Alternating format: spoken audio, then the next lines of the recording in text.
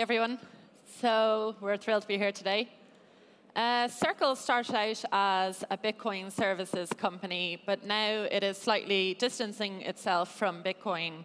It's become a consumer finance company, and it allows users to send and receive money in US dollars as well as Bitcoin. So I think we'll talk about Bitcoin first. Sean, do you think Bitcoin can ever be a legitimate currency? Yeah, so I would say that Oh, is it working? Go. Yeah.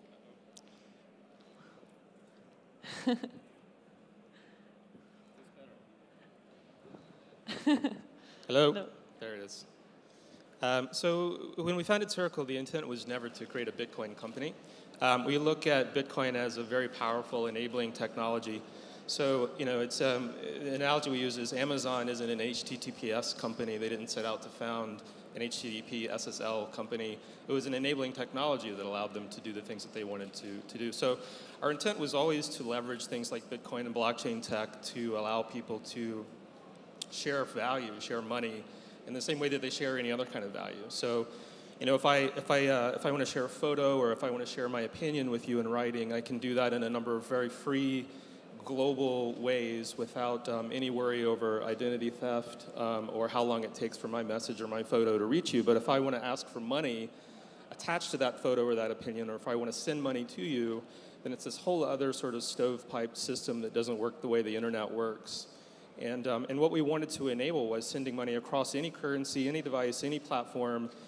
We wanted that to work the way everything else already does on the internet. And it's not necessarily a new idea, but when we looked at blockchain tech and Bitcoin specifically, we started to think that maybe now is the time when we can finally make this happen for people around the globe. So that's how we always looked at Bitcoin.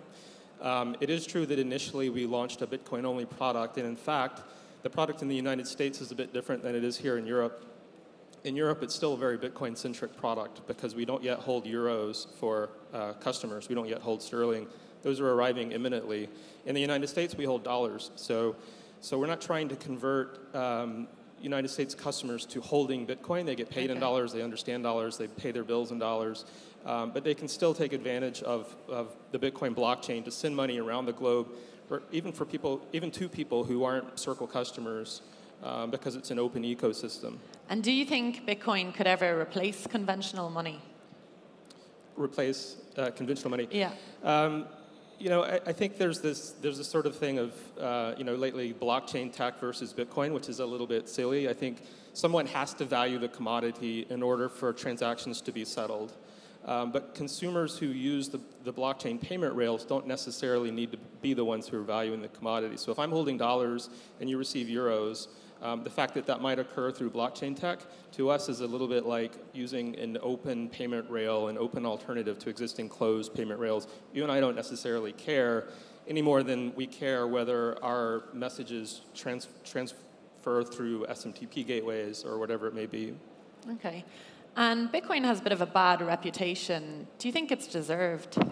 Bitcoin has a negative reputation. A bit of a bad reputation, yeah. Yeah, I think it's true that if typical mainstream consumers have heard of Bitcoin at all, they've probably heard something negative, and I think that is, it's a little bit of there's a little bit of a branding issue there. It seems to be now, that if whatever you said about Bitcoin before, if you just strike and replace with blockchain, you seem to get a little bit better reaction, but I think there's also some misunderstanding about what Bitcoin actually does and how it works. And the truth is that through the existing financial system, a lot of negative things can happen. There's some awful things that happen through the existing financial system that we haven't actually seen that scale of negative activity through the blockchain. And one of the reasons is that the blockchain is open and transparent. So you and I don't have to trust someone else to tell us how the ledger has been updated. We can download a piece of software and we can see for ourselves what the transaction flows look like. And talking about the blockchain, what applications do you think the blockchain has that might be less obvious to people? Less obvious to people. Yeah, I think it's interesting when a new technology like this arrives. Those of us who are the strongest advocates of using the technology are often short-sighted in the applications. It's often the impact is often even greater than we anticipate. But the flip side is that it often also takes a lot longer to happen than we would necessarily expect. A lot of the things that are discussed are, instead of just using the blockchain tech for payment rails and person-to-person payments, this notion of more involved financial instruments, smart contracts, timed escrow arrangements, using it for new forms of identity, authorization and authentication. I think we're just beginning to tap what we can do with this distributed data system and protocol that is available to everyone. Okay. And moving on to Circle, you operated in stealth mode for a year, I think. Was it hard being very secretive and not telling anyone what you were doing? I think we look at it as we could have stayed in stealth mode longer and acquired all of the licenses. You have to jump through a lot of hoops to hold dollars in sterling and RMB, and in addition to Bitcoin. We could have stayed in stealth until we had all the licenses we needed and we had sort of all the approvals that were required. It's the first time in 20 plus years of software that I've been able to develop something but not allowed to release it until a lot of other people say, okay. So I think we could have stayed in stealth even longer until we had that product. But what we decided to do was release an initial Bitcoin-only product globally, and then learn and iterate on that product as we did. So that did take some time to pull together. We've been through 3 rounds of funding with investors like Goldman Sachs and IDG and China and Excel and others. So we have a great team. A lot of the time is putting together the team, putting together the initial product, and also addressing the need to acquire banking partners, regulatory approval, educating regulators.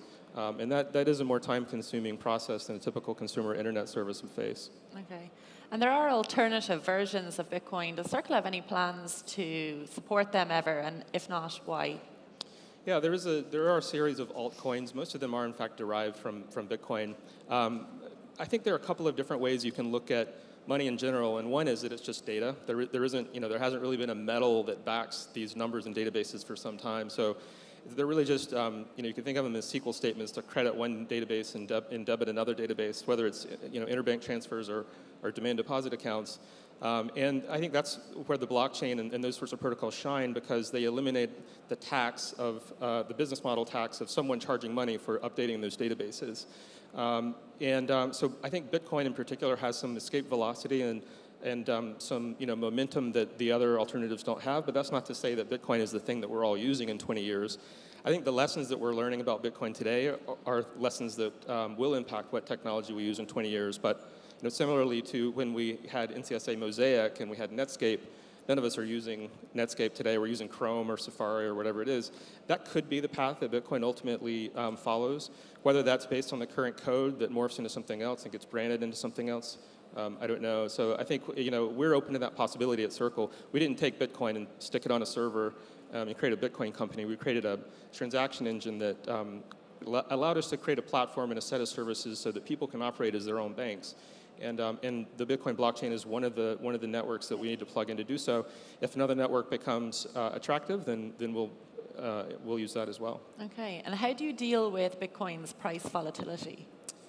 How do we deal with the volatility? If I'm a U.S. citizen and I'm holding dollars, I'm not holding Bitcoin and having a dollar equivalent of Bitcoin. I'm holding actual dollars. Okay. So there is no volatility. The price doesn't fluctuate. If I hold dollars and I want to send Bitcoin to you, if you have a Bitcoin wallet, it doesn't have to be a Circle wallet, it can be any wallet that you've downloaded, then Circle is turning my dollars into Bitcoin and publishing it to you. But I'm not holding that Bitcoin. Circle makes that transfer and distributes the Bitcoin out to you. So I'm not actually subject to any volatility. Now, if I decide that I do want to hold Bitcoin instead of dollars, instead of euros or sterling or RMB, then I can do that in the Circle app. And in that case, I'm holding Bitcoin just as in any other wallet, and I am subject to volatility. Chances are I want that. Past few days have been pretty strong for that, so it could be that that's something that I would be interested in. Okay. And does Circle insure customers' funds against security threats? We do. We fully insure customer Bitcoin holdings, 100% of customer Bitcoin holdings. That policy is written by Marsh Insurance and has a number of highly rated underwriters. The U.S. dollar accounts are FDIC insured. Okay. And I know Circle now is moving more towards becoming a consumer finance company, and you believe because photographs are free to send and receive on the internet, so are videos, text messages, calls, everything is free, you want financial payments to be free as well, that everyone should be able to send and receive money for free. Tell me more about that. Yeah, so I mentioned one way to look at money is it's just data and databases. But the other way to look at money, and sort of the second lens that we look through as we think about our products, is the human value of money and what are expressions of value.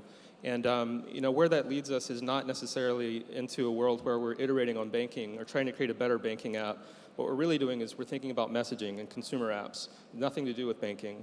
If I already have a messaging experience in, say, WeChat or just SMS, MMS, text messaging, whatever it is, there's certain behaviors that are common to consumers as they interact with their friends and their family, whether it's in person or abroad, it doesn't matter because it's the internet. What does exchange of value look like in that world? So those are the sorts of things that we're focused on in building a very rich and engaging experience that's very familiar to customers. We're not immediately focused on revenue generation. Since we're focused on creating an engaging experience, and we want that to be free, we want holding and sending and receiving money to be free for everyone.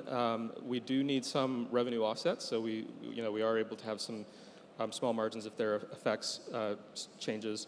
But we're not focused on optimizing any of that for revenue. Now going forward, clearly Goldman and others wouldn't have invested in us if we didn't have a revenue plan. Yeah. But that should be several years away for us. What will your revenue plan be? How will you make money ultimately? Yeah, we're not talking about that specifically. I think the best I could say is that we want to create a platform and a set of services that allow people to operate as their own banks. And so there are a number of things banks do. Holding and sending and receiving money is one thing. We want that to be free. We want it to be fully commoditized and part of an open ecosystem which Circle is just one of the players involved in the ecosystem. We're not creating another closed system. But there are other things that banks do that have more to do with what my co-founder Jeremy Allaire refers to as the time value of money. I think those sorts of financial instruments would be something that we would look at down the line. As a customer finance company and a company that specializes as well in Bitcoin services, where do you see Bitcoin and the financial payments industry in 20 years' time? I think it looks very different. I don't want to put a stake in the ground to say it will exactly be this in 20 years. When I was building products in the 90s and in the 2000s, I didn't foresee all that has happened now, so I wouldn't pretend to be a perfect prognosticator. I do think that proprietary private systems for updating data diminish, and we'll all have a great deal of visibility into what is really happening with our own money, and we'll have a great deal of control over those bits, and the business models will change to support that. Okay. Well, we've come to the end of our talk, so thanks very much to Sean of Circle.